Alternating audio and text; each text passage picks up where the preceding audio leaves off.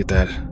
Sean bienvenidos, amigos míos, a Relatos de la Noche Largo. La penumbra ya nos envuelve, y con ella despiertan esas historias que la luz del día jamás se atrevería a contar. Esta noche hemos preparado para ustedes una selección de relatos oscuros, inquietantes y verdaderamente escalofriantes. Historias que, les advierto, podrían quedarse grabadas en su mente mucho después de que este video llegue a su fin. Así que busquen un sitio tranquilo, apaguen las luces, acomódense los auriculares si es posible y olvídense de cualquier distracción. Escuchen con todos sus sentidos puestos aquí, pero mantengan presente que estas son solo historias de terror. Que estos sucesos hayan tenido lugar alguna vez no significa que tengan que ocurrirles a ustedes. Después de todo, sería una locura pensar que el simple hecho de escuchar estos relatos en la madrugada podría despertar algo que debería permanecer dormido para siempre. ¿O acaso no es así? Ahora, respiren profundo, apaguen esa última luz que aún mantiene la habitación a salvo y dejen que la oscuridad sea su guía. Bienvenidos de nuevo a Relatos de la Noche Largo, ese rincón donde cada historia descorre el velo hacia secretos que, tal vez, la humanidad nunca debió haber desenterrado, y ahora, que comience el primer relato. Les traigo la historia de un sacerdote, una vivencia sumamente desgarradora, extraña y de una intensidad aterradora. La fe es un concepto que se maneja mucho en ciertas religiones. Yo lo he escuchado constantemente dentro del catolicismo, así como en la fe cristiana protestante, donde hay mucha gente que se autodenomina persona de fe. La fe puede significar varias cosas y, para que estemos en la misma sintonía y manejemos el mismo lenguaje, déjenme explicarles dónde vamos a encuadrar este concepto. Por un lado, la fe se entiende como una creencia ciega en algo, pero por otro, se percibe como una fortaleza interior, esa determinación inquebrantable que, una vez que te has trazado un objetivo, no hay nada en el mundo que te haga cambiar de rumbo o de opinión. El problema es que aquí entramos en un terreno peligroso, porque si caes en el fanatismo, la situación se vuelve sumamente riesgosa. Pero si eres alguien con los pies bien puestos sobre la tierra y además tienes fe, eso te da una convicción descomunal. Te hace resaltar sobre los demás de una forma increíble. La fe, además, trasciende lo meramente religioso. Cuando alguien se propone una meta, ya sea por su propia naturaleza, como subir a la cima de un cerro, sacar una excelente calificación, conseguir el trabajo de sus sueños, y se esfuerza ciegamente por lograrlo, eso se convierte en algo sumamente poderoso. Ahora, desde la perspectiva religiosa, podemos decir que la fe es la creencia en un ser superior que acompaña a la persona, y esa unión los hace invencibles, fuertes frente a los golpes constantes de la vida que ya de por sí tiene bastantes, y fuertes también ante fuerzas sobrenaturales que buscan alejarlos de su creador. Lejos de intentar darles una lección, solo quiero que tengamos este contexto claro, porque lo que vivió este sacerdote fue algo aterrador, terrible, y no se podría comprender si no entendemos este concepto. Verán, todo empieza con un seminarista, un joven que, más o menos entre los 15 y los 18 años, llevaba una vida común y corriente. Era un chico como cualquier otro, con calificaciones promedio, echándole ganas a veces sí y otras veces no. No era el alma de la fiesta, era alguien bastante normal. Pero estando en ese punto de su vida, que para él era lo más importante como lo es la nuestra para cada uno de nosotros, de pronto un día sintió que Dios lo llamaba. No es que hubiera perdido la cabeza ni que escuchara voces en su habitación. Aclaro esto porque no creo que quien escucha voces necesariamente esté loco, pero en su caso no fue así. Simplemente sintió que, de repente, ciertos eventos importantes de su vida comenzaron a cobrar sentido y lo interpretó como: Dios me está hablando y quiere que sea su sacerdote. Él era católico, como podrán imaginar. Después de ir a un centro vocacional, hablar con su familia y con algunos amigos seminaristas, tomó una decisión. No estoy seguro de si Dios me llama, pero voy a probar. Y se inscribió en el seminario. No a una carrera cualquiera, sino directo al seminario. Esto fue allá por los años 80. Al entrar, comenzó a ver un montón de cosas: clases de latín, griego, Biblia, apologética y otras materias que llevan los religiosos durante su formación, dependiendo de dónde estudien. Él asistía a sus clases y decía: me sentí impactado por todo lo que veía, pero no encontraba nada que realmente me dijera: estás conociendo a Dios. Conocía la Biblia, que en cierta forma es conocer a Dios, pero no sentía nada espiritual. Y recuerdo que, estando en el seminario, antes de dormir le pedí a Dios: déjame conocerte, quiero conocerte. Y no sé, narrador, si a quien le hablé fue a Dios o al diablo, porque lo que me pasó después de tanto rogar, créeme, no se lo deseo a nadie. Yo seguía mi formación, llevaba 2 años dentro, me gustaba, tenía muchos amigos. Para mí era una cuestión de estudios. Le estaba dando un significado nuevo a mi vida. Me veía como sacerdote, todo marchaba bien. En el segundo año, un sacerdote exorcista fue a darnos una plática, y por primera vez, y te lo digo en serio, sentí que estaba frente a alguien que realmente era cercano a Dios, pero mucho. No era lo que decía, era lo que transmitía en su silencio, en su meditación. Cuando estaba apartado, sin hablar con nadie, irradiaba una fuerza, una energía, algo que para mí era esa conexión pura con Dios. Me pegué al Padre, nos volvimos amigos, platicábamos, le pedía consejos y que me ayudara con mis oraciones.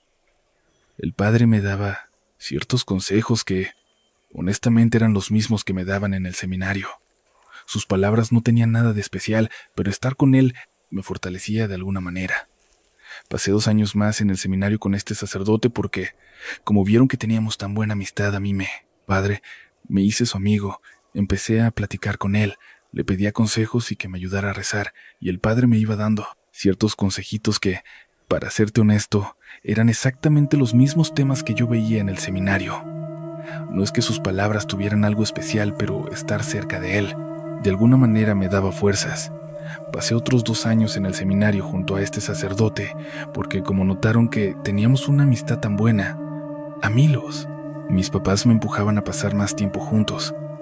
Ahora entiendo que quizá querían irme preparando para que, con el tiempo, me convirtiera en un exorcista. Pero ahí te va lo que me sucedió. Iba apenas en mi 5º año de estudios y estaba pasando por momentos muy importantes. Había hablado con varios sacerdotes que ocupan, digamos, puestos de mando dentro de la diócesis. Me veían un perfil muy bueno porque notaban que era muy eficaz en las cosas que hacía. Me desempeñaba de maravilla. Tengo mucha habilidad y don de gentes, pero sobre todo, me apasiona lo que hago y soy honesto. Yo me distinguía por no andar con cuentos ni confabulaciones. Yo iba ahí buscando a Dios. Creía que Dios me hablaba y sentía que lo había encontrado a través del exorcista. Él me platicó de varios casos y me contó ciertas cosas, pero yo nunca presencié nada. Así que para mí, y te lo digo de la manera más neta, más honesta y sincera posible, eran solo cuentitos. Todo lo que el Padre me narraba me sonaba a historias de terror. Creo que así fue como lo empecé a procesar. No me di cuenta del grave error que estaba cometiendo, porque el día que me llevaron a un exorcismo, yo juraba que estaba preparado, y estaba totalmente equivocado. Aunque llevaba una preparación y había dedicado mis últimos 5 años a la oración, al ayuno y a prepararme mental, psicológica y espiritualmente, nunca había tenido ningún tipo de encuentro sobrenatural, más que la presencia de este Padre. Es difícil de explicarte, pero es como si emanara una fuerza. No es solo lo que dicen o sus ideas, es algo que va mucho más allá. Este Padre tenía eso y yo creía que, por tantas pláticas, por la invitación que me hacían y por lo que me dijeron los sacerdotes, ya estaba listo para cualquier situación, no solo para un exorcismo, sino para lo que fuera. Y sin darme cuenta, pequé de inocente. Bueno, más bien, fue soberbia, porque yo sentía que estaba listo para todo. Narrador, fuimos a un exorcismo. Una ancianita de 72 años a quien yo había visto en la comunidad, siempre en su silla de ruedas. Cuando el padre comenzó el ritual, yo tenía un debate interno. Pensaba que la señora estaba enferma y que probablemente padecía demencia.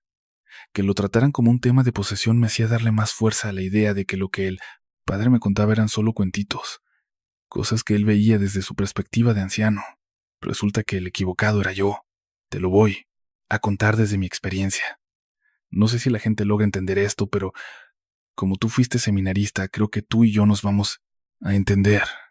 Desde que llegué a la casa donde haríamos el exorcismo, no sé por qué el padre aceptó hacerlo en un domicilio privado.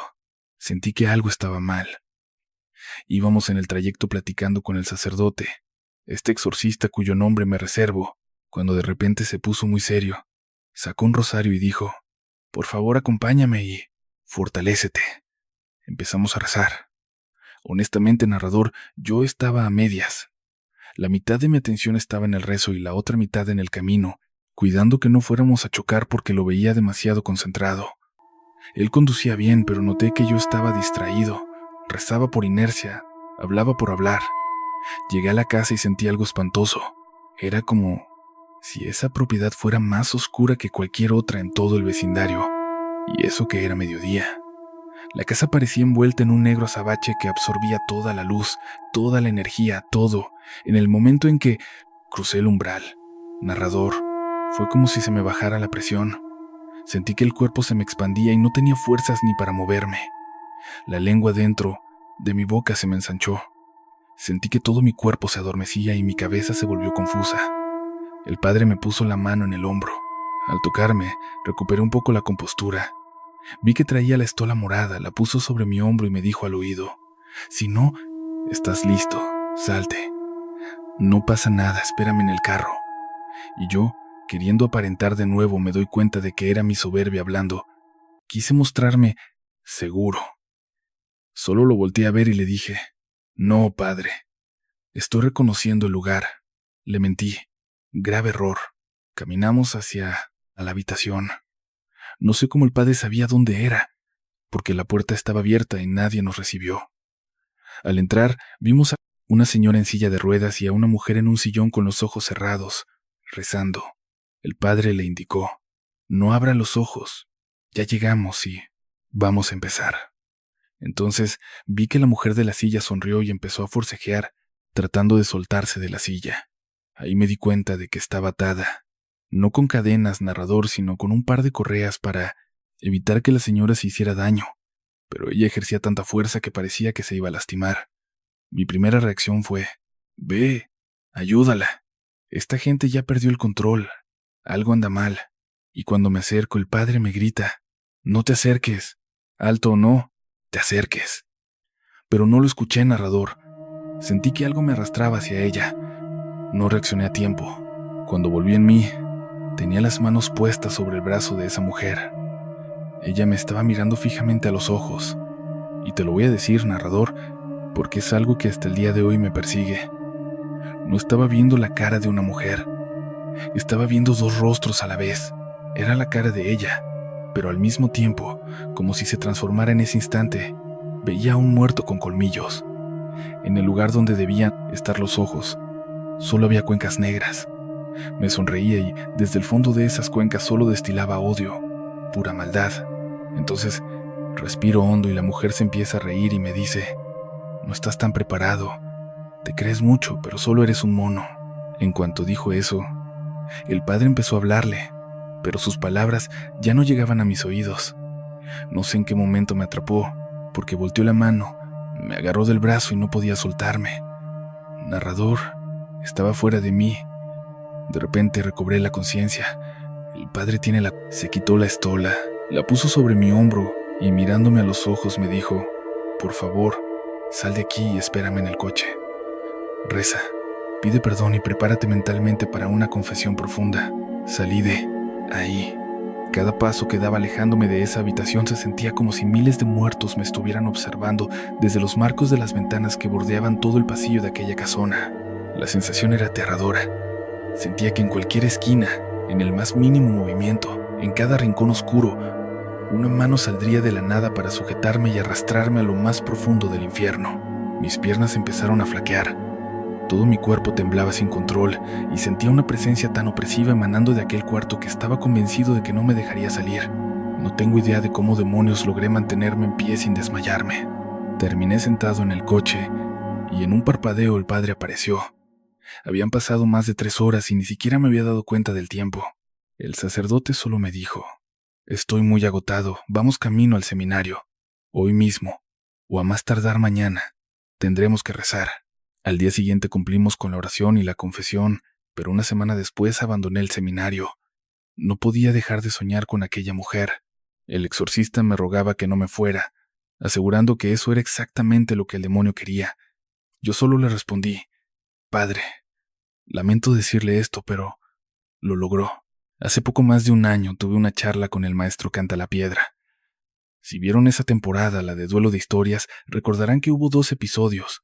No recuerdo en cuál de los 2 fue, pero el maestro soltó una frase muy interesante. A veces, lo que busca el de allá abajo, el maligno, el demonio, es romper esa estructura, esa coraza, la fe y las creencias que te sostienen y te dan valor. Cuando logran romper, aunque sea un pedacito, todo lo demás se desmorona como polvo. No son sus palabras exactas, y ni siquiera sé si fue una charla tras bambalinas o parte del episodio. Él explicaba que eso era lo que el demonio intentaba hacer con los sacerdotes exorcistas. Pero parece que hay personas que, cuando tienen la oportunidad, son blancos más fáciles. Resulta que Lucía era fanática del canal. Prácticamente lo descubrió en su 3er episodio, y se dio cuenta de que esos temas paranormales le atraían. Ella provenía de una familia sumamente religiosa, aunque ella no era tan practicante. Solo conservaba un par de objetos tradicionales cerca de su cama. Arriba de la cabecera tenía un crucifijo pegado a la pared, y dentro del cajón de su mesa de noche guardaba un rosario dentro de una cajita de plástico pequeña. Nunca lo usaba, pero de vez en cuando le gustaba olerlo porque conservaba un aroma a rosas. Esos rosarios los venden así en las iglesias, y ella lo guardaba porque le recordaba a su abuelito. Lucía cuenta que cuando empezó a ver y escuchar Hablemos de lo que no existe, sentía toda la adrenalina y le encantaba, hasta que llegó el episodio de Ángeles Caídos 1. Dice que cuando lo escuchó, vivió algo terriblemente desagradable, algo que de verdad espero que nadie tenga que pasar. Estaba en su cuarto escuchando el podcast, cuando empezó a sentir algo muy extraño. Sintió que del lado izquierdo, donde estaba la ventana con esa cortina de tela delgada y traslúcida que dejaba ver casi todo hacia afuera, algo se movía. Eran apenas las 8 de la noche. Estaba sumamente oscuro y, con la poca luz de la luna que entraba, logró ver cómo una sombra se levantaba entre la ventana y la cortina. La sombra tenía la silueta de una niña toda despeinada. Lucía se asustó tanto que, al ver eso mientras escuchaba el episodio, giró el celular de inmediato para pausarlo y soltó un grito. En cuanto lo detuvo, la sensación de miedo persistió, pero ya no había nada. Se dijo a sí misma: no puede ser, me sugestione. Qué bruto, este episodio está horrible, me estresó demasiado. Se fue a dormir un par de horas después, como a las 10 u 11 de la noche. Ya acostada se relajó escuchando otro tipo de programas, algo de comedia o chismes, cualquier cosa que la distrajera. En un poco se tomó un café descafeinado porque no quería que la cafeína le quitara el sueño, pero quería ese saborcito a café con leche y azúcar que la reconfortaba para dormir a gusto. Se comió un panecito, solo un trozo, buscando esa sensación de paz. Cuando por fin se sintió tranquila, se quedó profundamente dormida, hasta que, a eso de las 12 o 1 de la mañana, algo la despertó. Eran unas voces, una conversación cargada de tensión.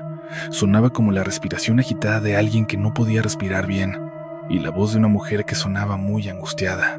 Lucía empezó a tantear la cama para ver de dónde venía el ruido, pensando que salía del colchón, hasta que se dio cuenta de que su celular se había encendido solo, y estaba reproduciendo otra vez el episodio de Ángeles Caídos.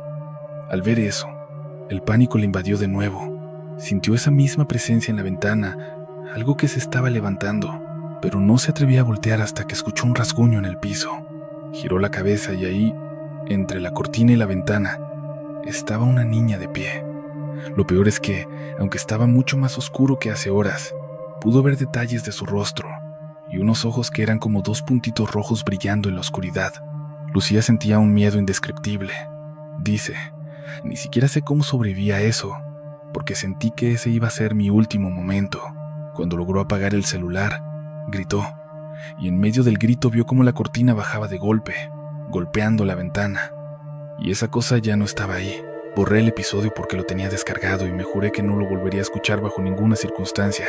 En eso llegó mi mamá. Me vio toda deshecha, estresada, respirando con dificultad y casi llorando. Le pedí disculpas y le dije que había tenido una pesadilla muy lúcida.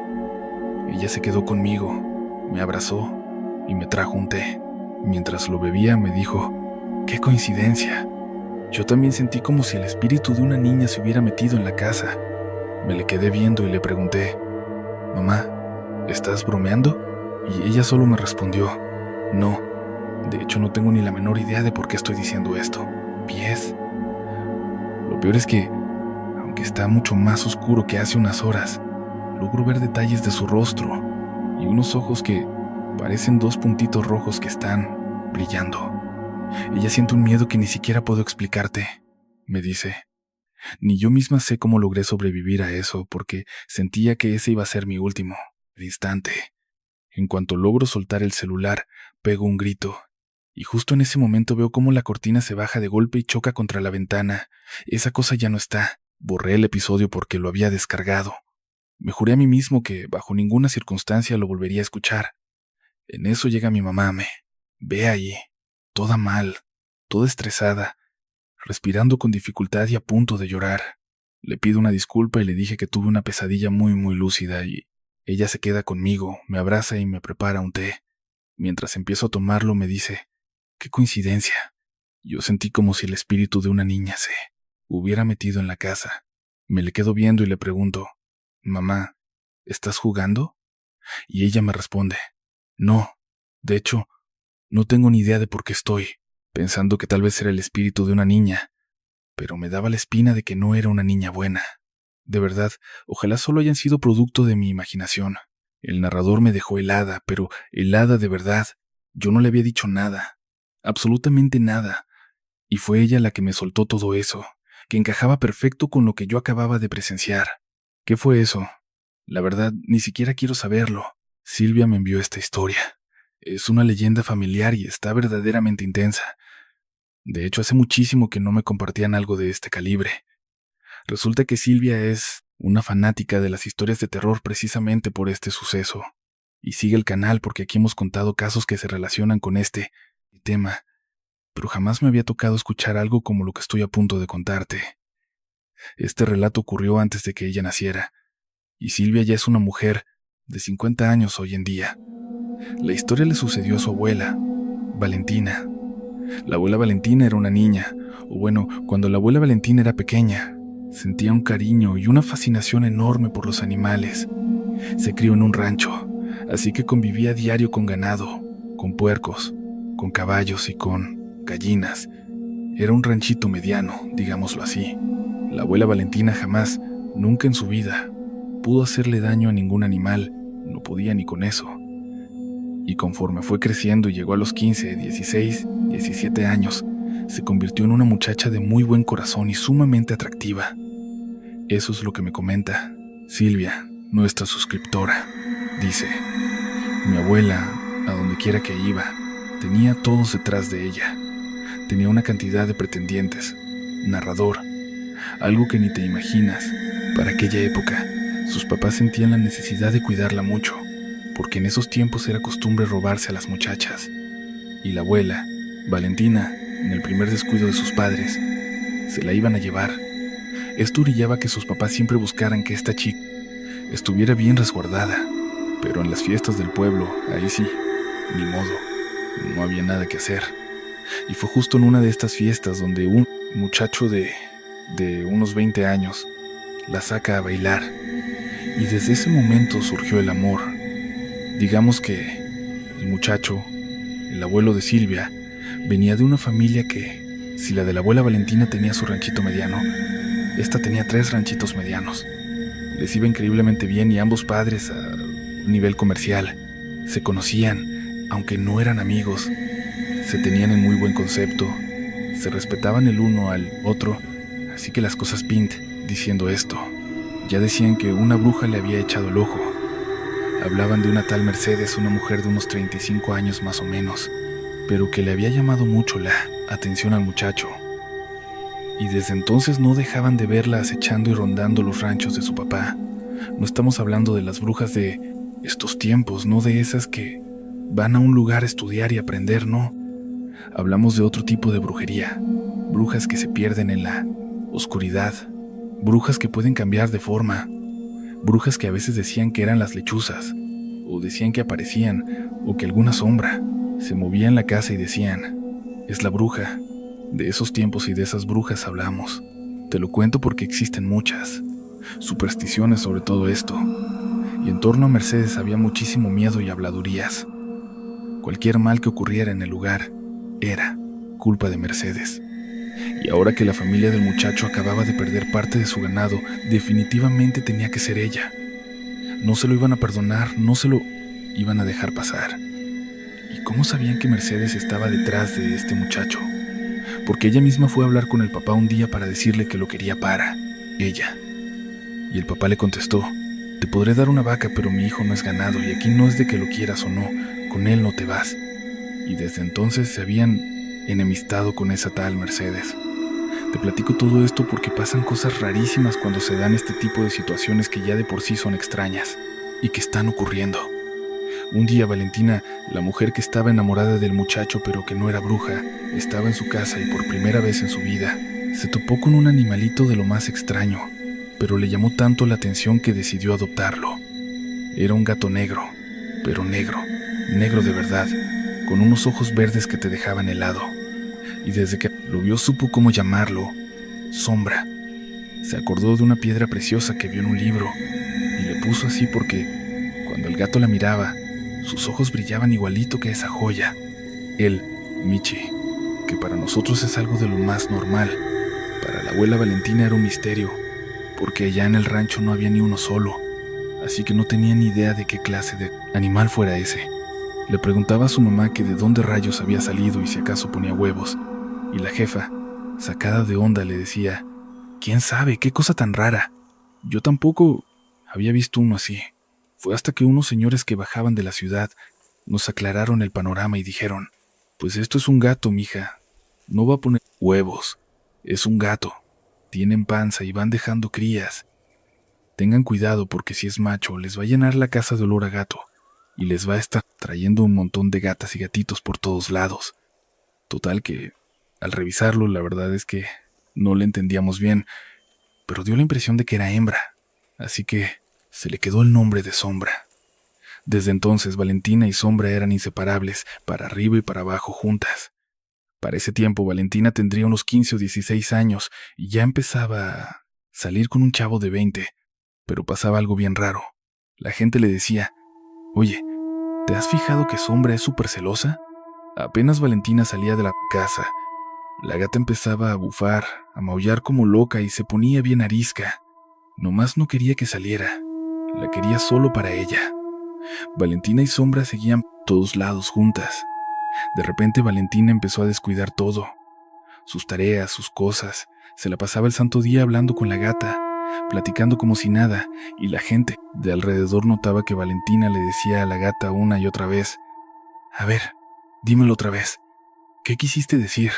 No te entendí, como si la gata de verdad hablara, pero nadie le hallaba el sentido. Pasaron los meses y un día, el chavo ya estaba a nada de cortarla porque siempre que le invitaba a salir, le decía que no, que porque su gata no la dejaba. Entonces él le dijo, la neta no, yo no quiero una novia que por andar haciendo caso a un animal no me tome en cuenta. Estaba a punto de mandarla a volar, y fue ahí cuando Valentina como que despertó de ese trance en el que Sombra la tenía. Sombra era un gato, pero la verdad es que pasaba tanto tiempo con él que ya no tenía tiempo para nadie ni para nada. Ya le estaba metiendo en problemas graves, al punto de que casi pierde al novio. Por fin salió de ese trance. Se dio cuenta de lo que estaba pasando y fue a hablar con Sombra para intentar calmar las cosas y estar bien. Se puso frente a ella y le dijo, Sombra, de hoy en adelante, tú y yo ya no podemos convivir tanto tiempo. Yo voy a dedicarme a mis pendientes y, cuando tenga tiempo libre, te lo voy a dedicar a ti. Por ahora te dejaré comida y agua, pero si no estás contenta con eso, puedes irte. Aquí ocurre algo sumamente extraño. Justo después de esa charla, Valentina sale con su novio y la casa se queda sola. Apenas 2 horas después, cuando su mamá llega, escucha un escándalo espantoso. Dentro de la casa de Valentina alguien está gritando con furia, soltando maldiciones y groserías tan fuertes que ni siquiera podemos repetir aquí porque nos censurarían el video. Es la voz de una mujer gritando cosas horribles, pura leperada contra Valentina, y se oye claramente cómo está destrozando todo el lugar. Cuando su mamá intenta abrir, el sonido se corta de golpe. De repente, queda un silencio absoluto. Al entrar, lo único que sale de la casa es la gata. Solo hay una puerta de acceso, y todas las ventanas estaban cerradas. El verdadero problema es este. La cama y las almohadas de Valentina estaban llenas de rasguños, pero no eran zarpazos de gato. Eran marcas de tamaño de la mano de una persona adulta, con uñas largas y afiladas, casi como garras. Esas marcas estaban en cortinas, la cama, las almohadas, los vestidos, la ropa de los padres y hasta en los sillones. Todo lo que se pudo destrozar quedó hecho trizas. Sombra se fue ese mismo día. Nunca regresó, y Mercedes dejó de molestarlos. Silvia, quien nos envió la historia, comenta: narrador, desde entonces mi abuela está convencida de que esa gata era una nahuala. Tengan mucho cuidado cuando decidan hacerse una limpia. No importa si se las recomienda a alguien de mucha confianza. Están entrando en un terreno espiritual donde pueden toparse con cosas bastante turbias. Ximena vivió una situación similar hace apenas 3 meses y, hasta la fecha, no ha recuperado la paz. Resulta que Ximena estaba pasando por una mala racha.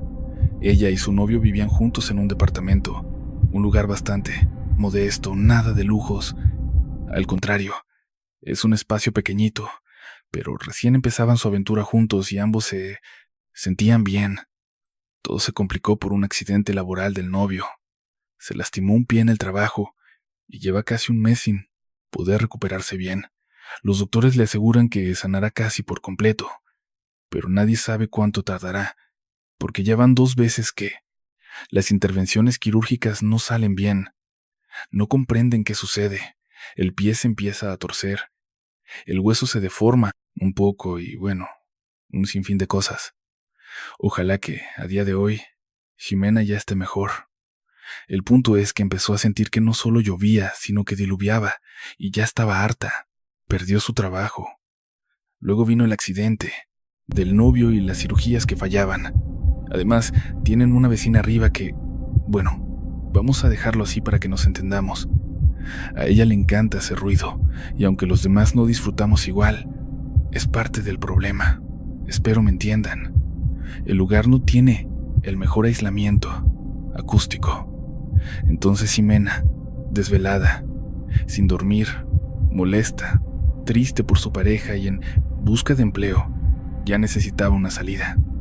Fue entonces cuando una amiga le dijo: «Oye, es que andas bien salada, hija. Necesitas ir a una limpia».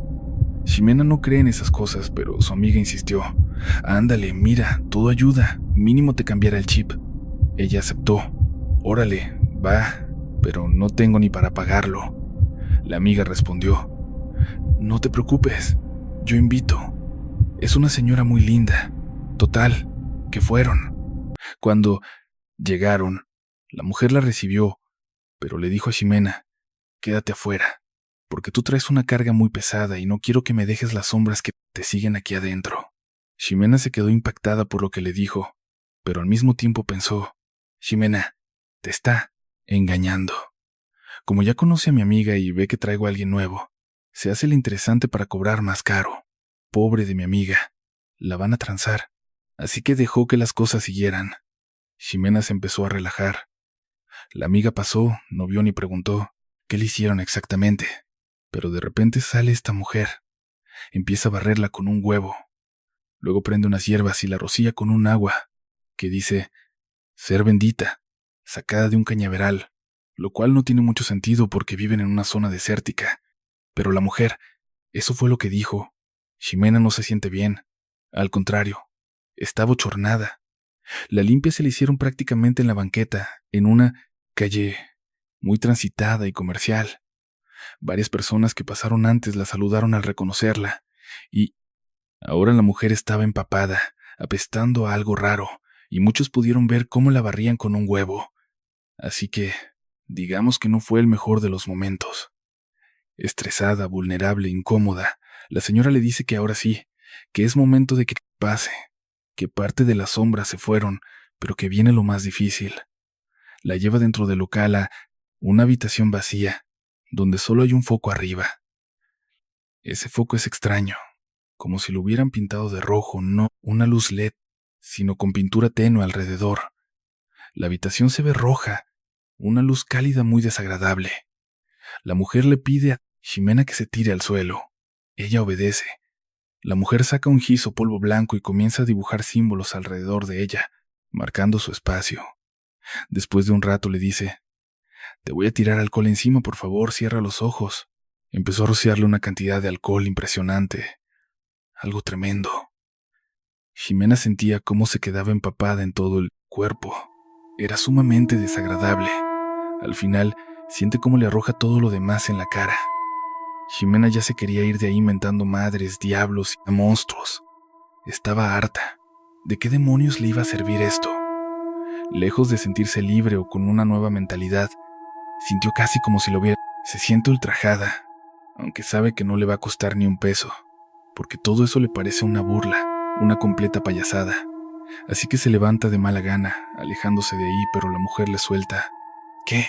Bueno que te levantaste, porque necesito que veas esto». La mujer va por unos cerillos, enciende uno, lo avienta al suelo y dice: «Ahí va a aparecer la persona que te está haciendo daño». Ximena piensa que es un maldito truco de química, pero lo que ve ante sus ojos no tiene ninguna explicación lógica. Toda su silueta, desde adentro, comienza a encenderse con unas llamas que se tornan de un color azul intenso. Después, empiezan a formarse unos torbellinos de fuego justo en su cabeza, en las palmas de las manos y en la planta de los pies.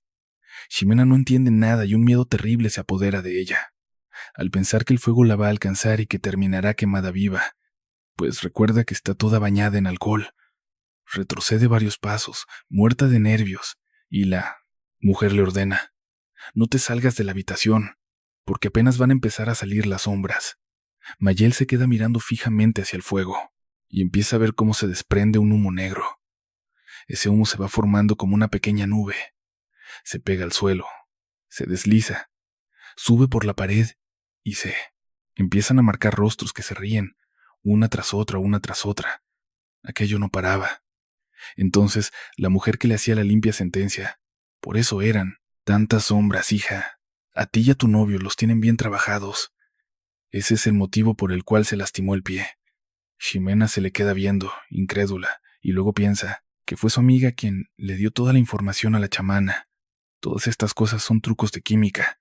Todo esto que me pasa son puras tonterías, y yo cayendo en el juego de una charlatana. Después de un rato logra tranquilizarse.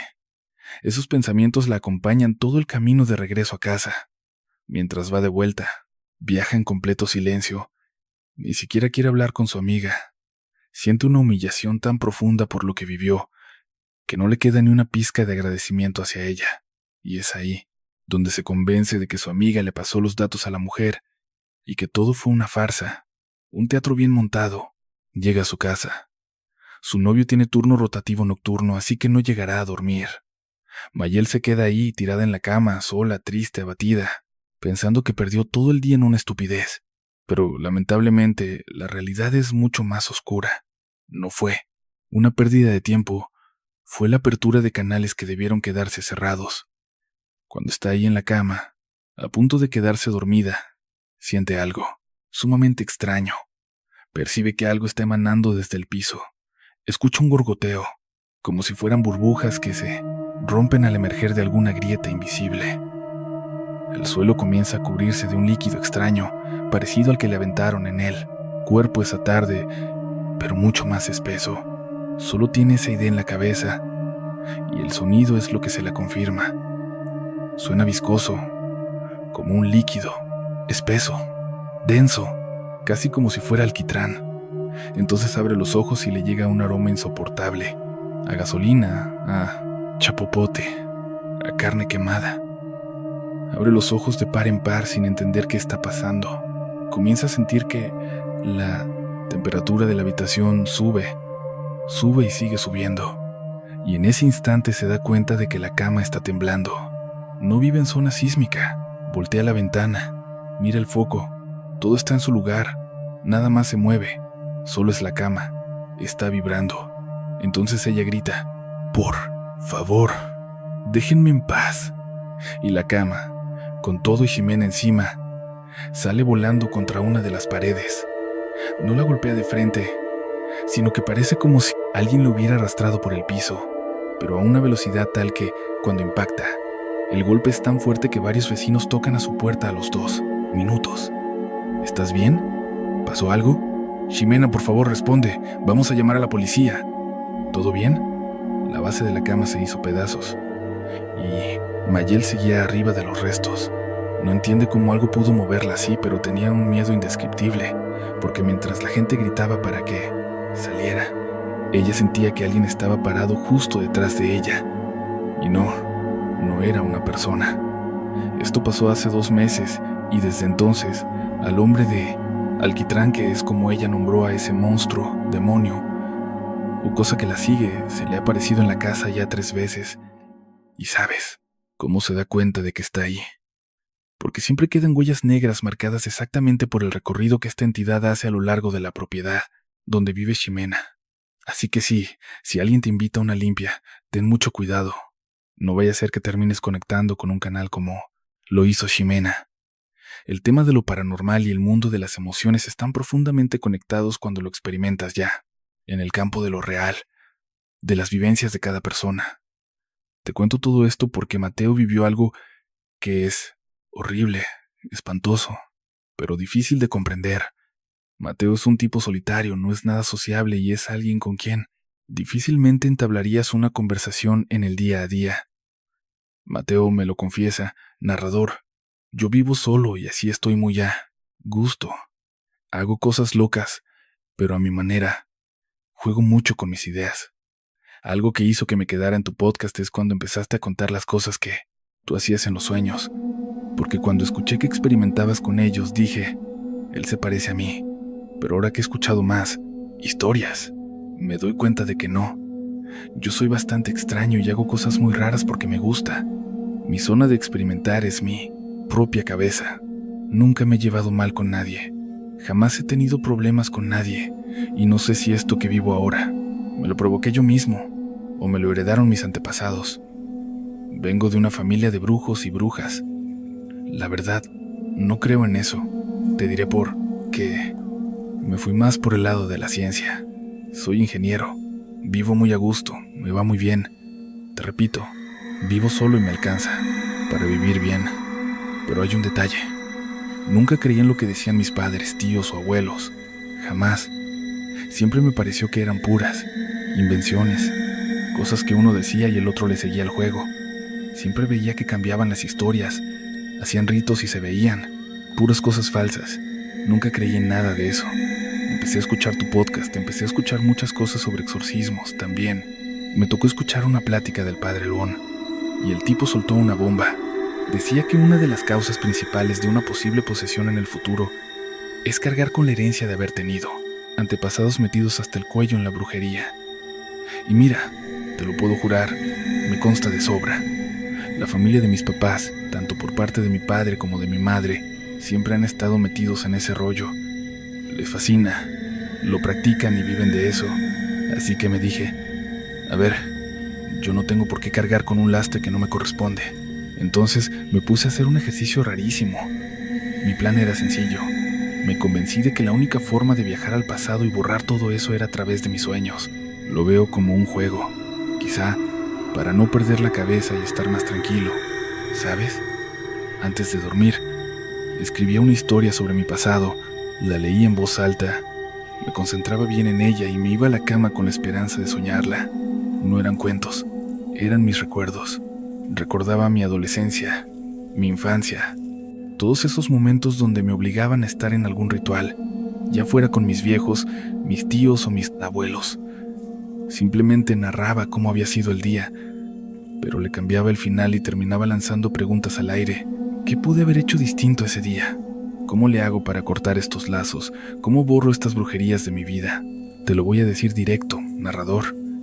Yo era súper fan de John Constantine, ya sabes, el de los cómics. La peli que todos vieron no le llega ni a los talones, pero yo me sentía como él, capaz de romper cualquier hechizo. En mi cabeza soy un tipo bastante extraño. Lo sé, todo esto se sentía como un juego súper emocionante, porque en mis sueños, Empezaba a recordar cosas de hace 10, 15 o 20 años, pero ya no era el niño de antes. Era un detective del oculto, rompiendo los amarres de mis antepasados y liberándome. Más allá de si funcionaba o no, era lo más divertido que me había pasado. Durante una temporada, no veía la hora de que llegara la noche para empezar con mi juego.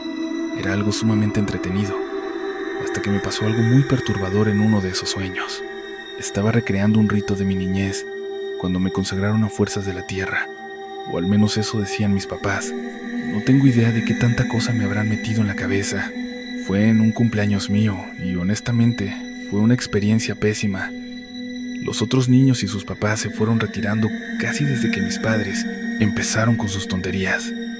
Ellos no entendían que el entorno donde vivíamos no aceptaba ese tipo de cosas, y a la gente le espantaba mucho verlos llegar con velas negras, ponerme hilos rojos y empezar a rezar en lenguas extrañas que, siendo honesto, yo creo que se inventaban, porque mis papás ni siquiera hablaban otro idioma.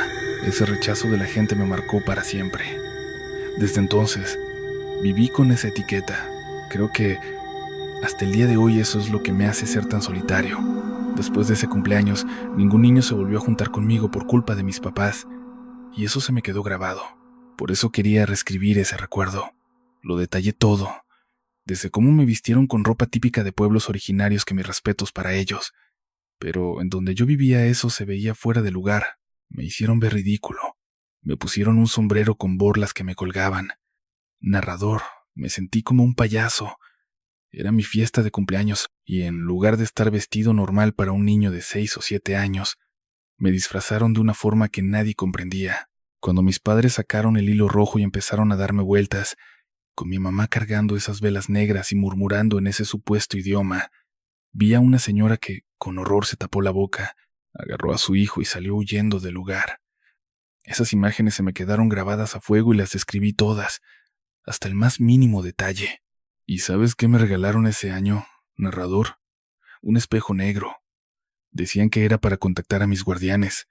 ¡Hazme el favor! No entendía nada. Solo sentía que mis papás estaban locos y que yo había heredado parte de esa locura. Mientras escribía todo, sentía un nudo horrible en la garganta, narrador. Me daban ganas de llorar y, al mismo tiempo, un coraje inmenso al recordar por qué corté toda relación con ellos hace años. No quiero nada de esa basura en mi vida. Esa mentalidad invasiva y sin respeto es lo que me formó. Pero bueno, esa noche estaba convencido de que iba a tener el mejor sueño de John Constantine. Iba a entrar ahí a destrozar todo. Pero lo que pasó no se pareció en nada a lo que escribí. El sueño comenzó con unas puertas abriéndose. Eran negras, pero las veía con un tono rojizo. Es lo más claro que puedo explicar. Crucé el umbral y empecé a caminar por un pasillo por el cual sabía que no debía estar.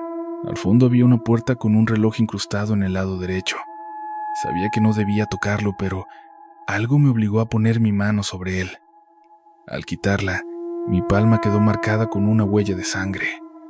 El reloj empezó a brillar ligeramente y sus manecillas se movieron, abriendo la puerta mediante un mecanismo. En ese instante, una ráfaga de aire muy cálido me golpeó la cara y empecé a escuchar a dos personas hablando, pero con un siseo, como si sus voces fueran puro aire. Lo que decían eran cosas que mis papás me habían repetido 1000 veces. Este es el espejo para tus guardianes. Este es el rito de cumpleaños. Hijo, tú vienes de una estirpe de brujos. Narrador, esas voces me pusieron la piel chinita. Fue horrible. Era como si esas entidades le hubieran estado hablando a la cabeza de mis padres, usando sus bocas como altavoces. No hablaba con mis papás. Me estaban hablando esas cosas. Eran espíritus de aire. Es lo mejor que puedo describir porque no se veían, solo se sentían. Después de eso, desperté de golpe porque sentí que me faltaba el oxígeno. Era como si me estuvieran castigando por lo que había visto. Empieza a ver cómo se mueven las manecillas y las puertas se abren solas, como por un mecanismo oculto. En el momento en que se abre, una ráfaga de aire muy cálido me pega en la cara y empiezo a escuchar como si dos personas estuvieran hablando, pero con mucho aire. Era algo como si hablaran así, y lo que decían eran cosas que mis papás me habían dicho en algún momento. Este es el espejo para tus guardianes. Este es el rito de cumpleaños. Hijo, tú vienes de una ascendencia de brujos. Y esas voces, narrador, me ponían la piel chinita. Era algo horrible, era como si esas voces les hubieran estado hablando a la cabeza de mis papás y ellos fueran nada más sus voceros. O sea, yo no hablaba con mis papás, o mis papás no me hablaban a mí, me estaban hablando esos.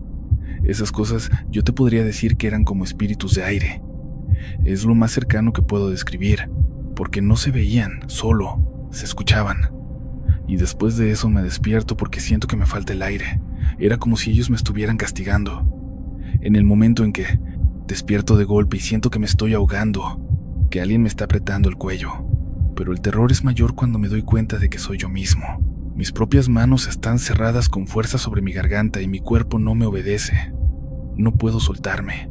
Siento que la conciencia se me va y que me desmayo, hasta que, en el último segundo, mis manos se aflojan. Es la experiencia más aterradora, enferma e inexplicable que he vivido jamás. Me levanté aterrorizado de mí mismo. Salté de la cama, corrí hacia el comedor y agarré con fuerza una de las sillas, de esas que tienen barrotes en el respaldo. Metí mis manos entre ellos y forcé mis puños para que quedaran atrapados, para asegurarme de no volver a lastimarme mientras dormía. Me quedé ahí inmóvil. En algún punto me venció el sueño y no fue hasta que los rayos del sol me dieron en la cara que desperté. No tenía idea de qué hora era, ni siquiera fui a trabajar. Estaba devastado. Sentía que esto me estaba superando, que me estaba volviendo loco y que necesitaba ver a un psiquiatra cuanto antes. Así que fui. El médico me confirmó que podía tratarse de un episodio de crisis nerviosa. Me recetó unos medicamentos para relajarme y, la verdad, empezaron a funcionar. Me sentía muy somnoliento, pero tranquilo. Sin embargo, algo siniestro comenzó a manifestarse. A partir de ahí mi vida cambió. Empecé a obsesionarme con el sonido de relojes en mi habitación. Esos relojes antiguos, con ese tic-tac constante. Pero mira, narrador, no tengo ni un solo reloj analógico en mi casa. Todos mis dispositivos son digitales y no tengo ninguna alarma o sonido similar activado. Aún así, cuando estaba solo empezaba a escuchar a alguien susurrar. Eso me destrozaba los nervios. Me salía huyendo. Hubo noches en las que tuve que dormir en el pasillo del edificio, arriesgándome a que pensaran que era un intruso, hasta que los vecinos me reconocían. Llegué a ese extremo porque simplemente no podía estar dentro de mi propia casa. Estaba desesperado cuando un amigo me soltó: «Oye, conozco a alguien que lee la palma muy bien. Dicen que te ayuda a enderezar el camino y a cambiar tu destino». Y le dije: «Vamos».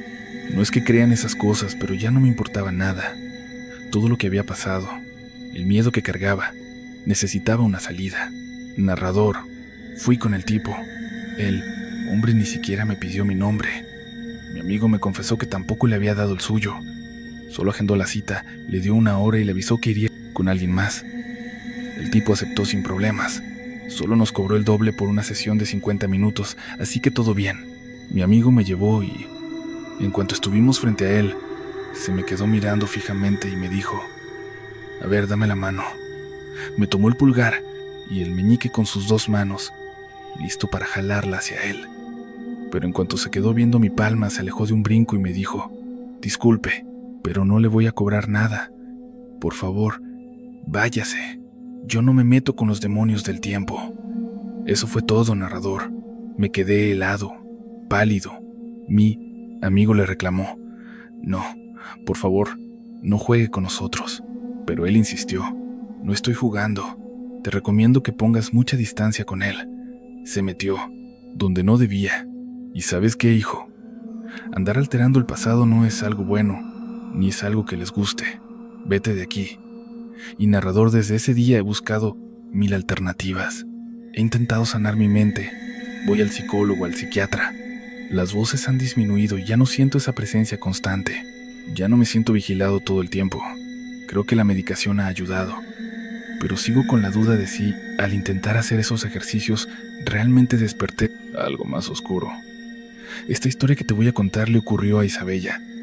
Es de los relatos más extraños que han llegado al canal y rezo porque sea solo una historia inventada. Porque si Isabella realmente vivió esto, no entiendo cómo pudo conservar la cordura. Resulta que Isabella no es nada aficionada a temas paranormales en su día a día. Le gustan las historias de terror y ya. Por eso insisto, ojalá esto sea solo ficción. Isabella me cuenta que hace casi un año se mudó con su pareja. Los dos estaban muy ilusionados con sus planes a futuro, pero había un problema: la vivienda. Al principio, el novio de Isabella se fue a vivir con ella a la casa de sus padres, pero después de 2 meses, la situación era insostenible, muy pesada para todos. Ambos eran jóvenes, apenas 20 años, pero él empezó a ascender en su trabajo.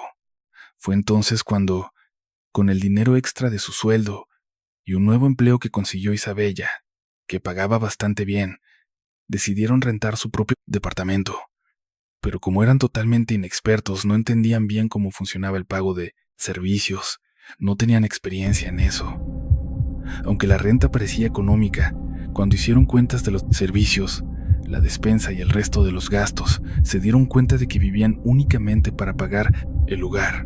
Era asfixiante. Así que, sin haber terminado el contrato de un año, hablaron con el casero casi a diario. Por favor, déjenos mudarnos a otro lugar. En serio, es imposible vivir así. Es demasiado caro para nosotros. No lo habíamos previsto, se lo suplicamos. El casero les respondió: bueno, hay una penalización de 3 meses de renta. Y ella le contestó: es que entre pagarle esos 3 meses y dar el depósito de otro departamento, me quedaré sin un centavo. Era como si tuviera que pagar todo el año. No había forma. Entonces el hombre les propuso: a ver, hagamos esto. Busquen otro lugar y, si encuentran a alguien más que rente este espacio al mismo tiempo, dejémoslo a la suerte. En ese momento los dejó ir. Lily, a partir de ese momento, comenzó a rezar una oración, una plegaria dedicada al destino y a cualquier entidad que quisiera escucharla. Pero cuando le contó a una amiga que es devota de la Santa Muerte, ésta le enseñó una oración especial para que la niña blanca la ayudara. En cuanto empezó a rezarle a la Santa Muerte, cosas muy raras empezaron a suceder. No te diré la oración, pero sí te contaré las cosas tan extrañas que Lily empezó a vivir. Todo comenzó con un sueño recurrente. Soñaba siempre con el mismo lugar, un jardín inmenso que justo en el centro tenía un hueco. Se veía un rectángulo que parecía un pozo. En el primer sueño, ella se acerca y ve que el pozo no es muy profundo, pero es muy inquietante y tiene la forma exacta de una tumba. Se da cuenta casi al instante, y eso hace que despierte. No se siente agitada ni extraña ni tiene miedo.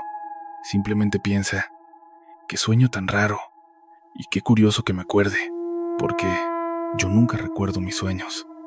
A la noche siguiente, sueña exactamente con el mismo lugar. Vuelve a recorrer la casa, sale al jardín y ahí está el hueco. Pero ahora, cuando se asoma, nota que es el doble de profundo. Al tercer día, el agujero ya tiene casi 2 metros. Para el cuarto día, alcanzó una profundidad tal que un ataúd cabría perfectamente. Quinto día, algo muy extraño sucede, pues al fondo del pozo se alcanza a ver algo blanco, y al mirar detalle, se da cuenta de que es un cráneo. Sexto, séptimo y octavo día. El resto de la osamenta aparece ahí abajo. La situación no mejora en los días siguientes.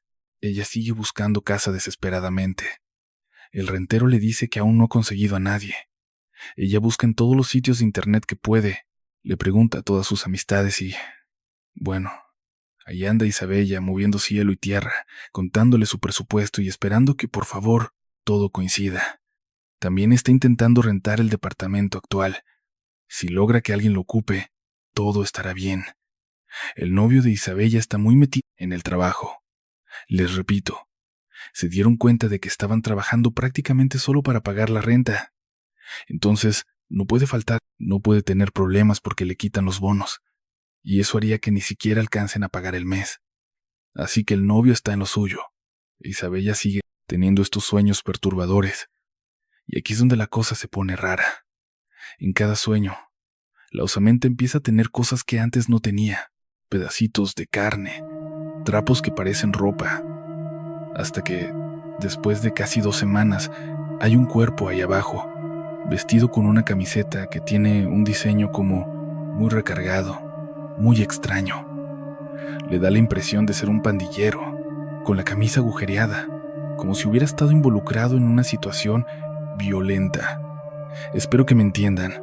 Hay muchas manchas oscuras, tanto en la camisa como en el pantalón. Creo que la idea está clara, ¿verdad? Parece que es alguien que fue víctima de un acto violento, pero por su aspecto y su ropa, da la impresión de que también participó activamente en un conflicto muy desagradable. Los días pasan y, de pronto, la camisa y el pantalón se ven perfectamente bien. El diseño, ahora sí, es muy claro. Tiene como una calavera en el lado derecho del pecho. Del otro lado tiene unas cadenas. Y ella, por alguna razón que no comprende, lo asocia con un motociclista o una pandilla de esas. No es algo común en su ciudad, pero ha escuchado de ello. Ha visto series y entiende que existen. No sabe por qué lo relaciona. Los días siguen pasando. El sujeto que está ahí abajo ahora se ve totalmente nítido. Tiene una barba de candado con canas. La cara sumamente alargada. Parece una persona que ya roza los 60 años.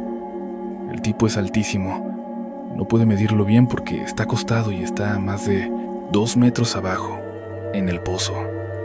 Pero se imagina que si estuviera de pie frente a ella, mediría casi los 2 metros. Ella es una mujer muy bajita, mide 1,49 m. Así que piensa, ni loca quiero toparme con alguien así. Pero los días siguen avanzando. El sueño sigue su curso y ahora el tipo que yacía en el pozo, que definitivamente no pertenecía a este plano, ahora tiene los ojos abiertos, empieza a respirar y, un día, ve cómo sale del pozo y se para justo frente a ella. Un tipo de casi 2 metros, con barba canosa y rostro alargado. Sus ojos no son los de una buena persona. Tiene un paliacate amarrado en la cabeza. Y por alguna extraña razón, esa persona parece pertenecer a algún tipo de pandilla o banda de motociclistas. Mientras estos sueños ocurrían durante casi un mes, ella encontró un lugar donde vivir. Es un sitio muy bonito, en serio, muy lindo, pero le da un escalofrío muy extraño, porque está segura de que ya ha visto el interior de esa casa en algún lugar, aunque no recuerda dónde. Lo ve y dice, yo estoy segura de haber visto este sitio. Pide más fotos, y es hasta que ve el jardín cuando se da cuenta de que es el mismo lugar de sus sueños. Dice, esto no, me gusta, queda en shock. El novio, al ver las opciones, el lugar y el precio, dice, no hay que pensarlo 2 veces. El problema es que cuando van a verlo, el tipo que lo recibe, el que renta la casa, lleva un paliacate en la cabeza, una camisa con una calavera en el lado derecho y unas cadenas en el izquierdo. Isabella lo ha visto perfectamente durante casi un mes. La única diferencia es que antes estaba en un pozo, justo en ese jardín. Así que cuando llega al lugar, Isabella está muy nerviosa, pero algo pasa. Cuando el tipo la mira directo a los ojos, solo le dice, ya se rentó, váyanse de aquí. Y ni siquiera los deja pasar. ¿Qué demonios pasó ahí? Isabella, al igual que otras personas en este episodio, tampoco quiere saberlo. Y así, con esta historia, queridos amigos que nos acompañan en Relatos de la Noche Largo en esta noche oscura, hemos llegado al final de nuestro viaje. Espero que los relatos de hoy les hayan dado momentos de misterio, escalofríos y emoción. Ahora es momento de apagar la luz, dejar atrás las preocupaciones, cerrar los ojos y disfrutar de un sueño profundo y reparador. Muchas gracias por acompañar a Relatos de la Noche Largo una vez más. Nos volveremos a encontrar mañana por la noche, cuando la oscuridad regrese y nuevas historias llenas de misterio nos esperen. Les deseo una noche tranquila y que descansen muy bien. Pero sí, en medio del silencio de la madrugada, escuchan unos suaves golpes en la puerta. No se preocupen, quizás solo sea el viento. Hasta la próxima y muy buenas noches.